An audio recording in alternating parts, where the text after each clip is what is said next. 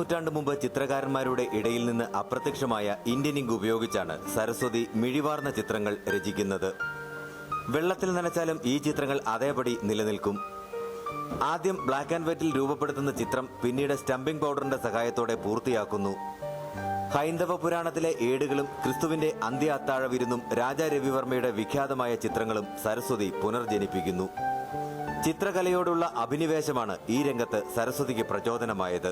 ചിത്രം വരയ്ക്കുക എന്നുള്ളതാണ് എൻ്റെ ആഗ്രഹവും അഭിലാഷവും ഒക്കെ. ഇത് എൻ്റെ ജീവനേക്കാൾ സ്നേഹിക്കുന്നു ചിത്രകല.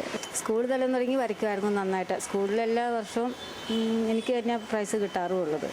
അപ്പോൾ എൻ്റെ ഒരു അഭിലാഷമാണ് ചിത്രകാരിയാവുക എന്നുള്ളതും.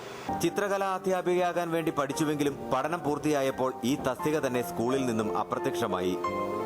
പിന്നീട് നിരവധി സ്ഥാപനങ്ങളിൽ ജോലി ചെയ്തെങ്കിലും ഒടുവിൽ തൊടുപുഴ മാർക്കറ്റ് റോഡിലുള്ള ആർട്ട് ഗാലറിയിലെ വർണ്ണങ്ങളുടെ ലോകത്താണ് സരസ്വതി ഇപ്പോൾ. നടയിൽക്കാവ്, മുതലക്കോടം ശിവക്ഷേത്രം തുടങ്ങി നിരവധി ക്ഷേത്രങ്ങളിലെ ശില്പങ്ങൾ സരസ്വതിയുടെ കരവിരുതിൽ വിരിഞ്ഞവയാണ്. ഓയിൽ പെയിന്റിലും ഗ്ലാസ് പെയിന്റിലും ചിത്രങ്ങൾ തീർക്കുമെങ്കിലും ഇന്ത്യൻ ഇങ്കിൽ തീർക്കുന്ന ചിത്രങ്ങൾക്കാണ് ആവശ്യക്കാരേറെയെന്ന് സരസ്വതി പറയുന്നു. ഉണ്ണി രാമപുരം, ജീവൻ ന്യൂസ്, ഇടുക്കി.